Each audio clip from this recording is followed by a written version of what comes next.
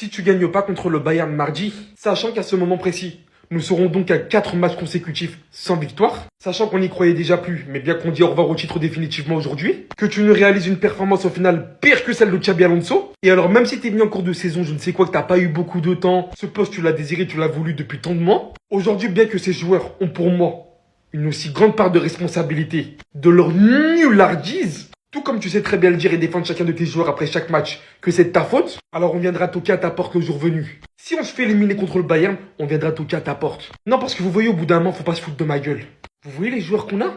Mais est-ce que vous vous rendez compte des joueurs qu'on a? Mis à part de reposer sur l'individualité de Valverde sur ses derniers matchs, qui nous envoie des bangers à tout bout de champ. Est-ce que c'est normal qu'on n'arrive pas à marquer un but? Est-ce que c'est normal qu'on n'arrive pas à marquer un but bien structuré, collectivement parlant, avec un beau jeu? Mais vous foutez de la gueule de qui en fait là? Bellingham de retour, Ferland Mendy de retour, Militao de retour, c'est toujours pas assez? On se fait éliminer de championnat, c'est toujours pas assez? En fait, il faut quoi? Il faut quoi? Mais en fait, il faut quoi pour cette équipe? Attendez. Non, les Madrilènes, arrêtez. Vous avez pas fait ça quand même, non. Contre Mallorca le week-end dernier, c'était drôle, mais... encore. Oubliez la Liga, oubliez. Mais vraiment, oubliez et ne prononcez plus jamais le nom même de la Liga. Parce que demain, les gars, en cas de victoire contre l'Espagnol, le Barça pourrait prendre 9 points d'avance, les gars.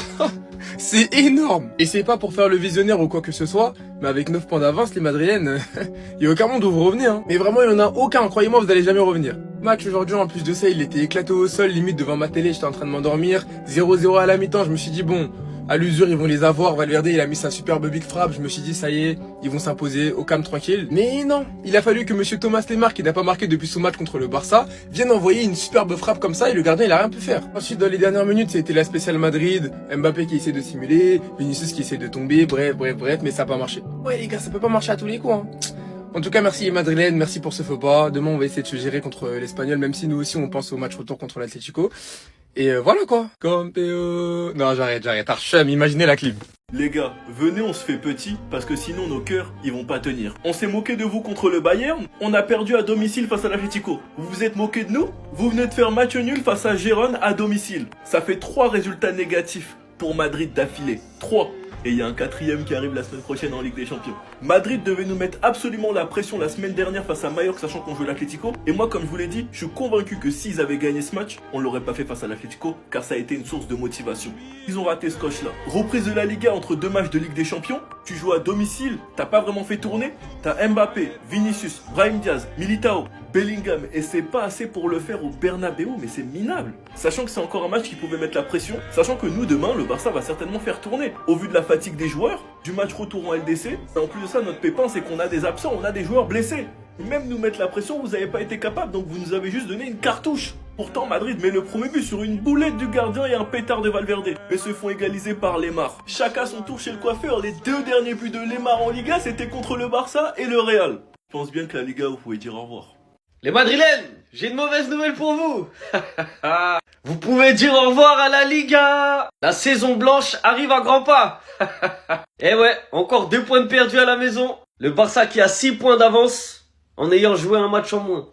Potentiellement 9 points d'écart à 7 journées de la fin si le Barça gagne demain. La soirée a commencé bien avec une initiative de la Liga qui était incroyable. Affichage à l'ancienne, ballon à l'ancienne, les arbitres avec les maillots à l'ancienne. Même Gérone, ils ont joué le jeu. Ils ont mis un maillot rétro. Il y a que les joueurs du Real qui n'ont pas voulu jouer le jeu. Je sais pas pourquoi. C'est dommage parce qu'imaginez, ils auraient mis un maillot de l'époque de Zidane et tout. Ça aurait été magnifique. Mais bon, bref. L'initiative de la Liga, franchement, c'est lourd. Et j'aimerais bien qu'ils fassent ça aussi en Ligue 1, en Première Ligue, etc. Ça serait, franchement, c'est lourd. C'est des petits détails, hein, mais c'est lourd. Revenons à nos moutons. Le Real qui a ouvert le score sur une grosse frappe de Valverde, avec une erreur du gardien selon moi qui se trompe, hein, qui se trouve tout court. Après il y a eu l'égalisation de Lemar. Et à la fin, 88e minute, Mbappé il déborde côté droit. D'ailleurs je vais en parler d'Mbappé côté droit. Il se mange un coup de coude dans la surface. Pour moi, il y a penalty. J'avoue, il y a penalty. L'arbitre il a pas sifflé, il est parti voir la VAR. Et même après la VAR, il a dit non. Alors que franchement, le coup de coude là dans la tête de Mbappé, tu le vois direct. Donc le Real aurait pu gagner 2-1 à la fin. Mais la réalité, c'est qu'il y a un match nul. C'est qu'il y a une 2e place avec beaucoup de points d'écart. Et c'est qu'il y aura encore, sûrement, une saison blanche. Attendez. Alors certes, ActuFoot, ils ont seulement posé la question. Et je suis d'accord, hein, j'avoue, la question, elle a du vice. Mais j'espère qu'il n'y a pas des Madrilènes qui vont dans ce sens. ActuFoot, ils ont dit, pourquoi ça coince avec Mbappé depuis son retour de blessure avec le Real Madrid?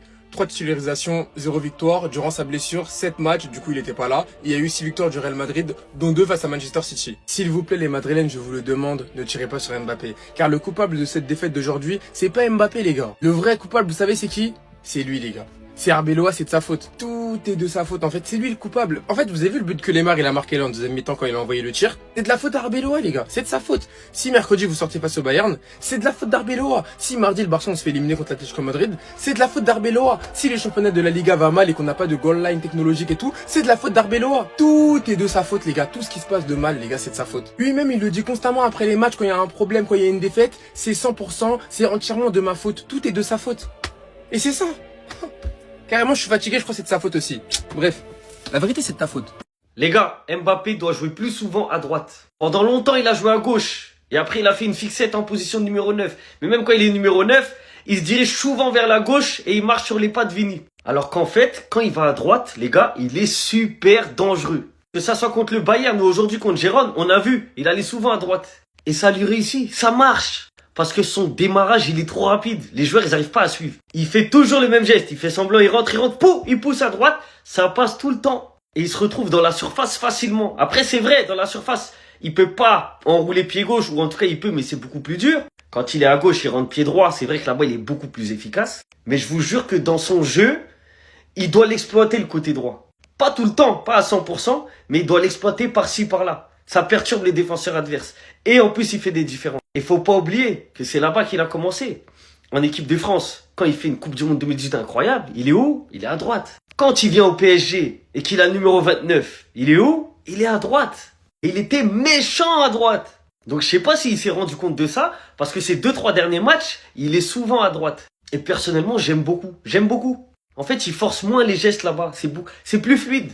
Après, on sait que lui, il aime les stats. C'est la vérité. À droite, ça va être plus compliqué de faire des stats qu'à gauche ou qu'en position de numéro 9. Mais, ça peut faire du bien au Real Madrid qu'il soit à droite. Donc, est-ce que pour vous, Mbappé, il doit aller plus souvent à droite ou pas? Malgré que ça lui ferait moins de stats, mais est-ce que c'est pas mieux pour le Real Madrid? Un Vinicius très fort à gauche, un Mbappé très fort à droite. Et les deux qui sont en mouvement, bien évidemment, qui peuvent aller dans l'axe, etc. En fait, on est des couillons. Et les gars, je vous jure que je suis même pas plus énervé que ça parce que je le savais. Je savais qu'on n'allait pas remporter ce championnat-là. Là, le championnat est officiellement mort. Il est pour le FC Barcelone. D'ailleurs, Barça, félicitations. Voilà. De toute façon, on mérite rien. Vous allez me parler du penalty à la fin? Oui, il y avait penalty. Et à un moment donné, faut arrêter de se foutre de la gueule du monde. Offensivement, on rate un tas d'occasions. Des piètres attaquants devant. Vinicius, voilà, tu méritais de sortir à la place de Brahim Diaz. Je comprends pas d'ailleurs, Arbeloa, pourquoi t'as pas sorti Vinicius? Fais-le sortir. Il me fatigue. Il me fait perdre les cheveux, les gars. Chaque le dernier match face au Bayern Munich, tu rates des occasions, tu fais des erreurs inexplicables. Mbappé aussi, toi aussi, hein. Tu rates un tas d'occasions. Alors que d'habitude, t'es chirurgical. Mais qu'est-ce qui t'arrive au final? C'est ça que tu vas faire face à New York?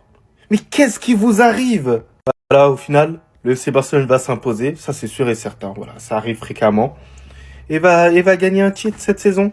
Et nous, pendant ce temps-là, saison blanche. J'ai l'impression les joueurs, ils sont matrixés. Ils pensent que, vas-y, parce qu'on est en blanc, on doit faire des saisons blanches depuis Kylian Mbappé il est venu. Allez, très bien. Barça est champion, on peut le dire ou pas? Ces Madrilènes étaient d'accord. Ils sont venus nous dire, pauvre Barça, pauvre Atlético, pauvre Europe. En plus de ça, vous les supporters, vous avez pas de personnalité. Vous vous moquez de nous pour faire la même chose au final. Vous croyez que vous allez remonter le Bayern? Ça pour perdre contre Alba, c'était 2 ans après ce tweet. Ils vont pointer les erreurs d'arbitrage qui sont favorables à Skip au Barça, mais quand tu perds contre Mallorca, Rétafé à domicile, Osasuna, et l'année dernière, je vais pas rajouter toutes les humiliations, ben voilà, Pérez, t'es dans la merde. Se chier dessus alors que t'ouvres le score au Bernabeu, enculé comme ça. On vous avait dit dans tous les cas, le toit fermé, ça marche pas depuis que la Yamal est venu et qu'il a pris votre stade pour en faire être propriétaire, ça passe pas.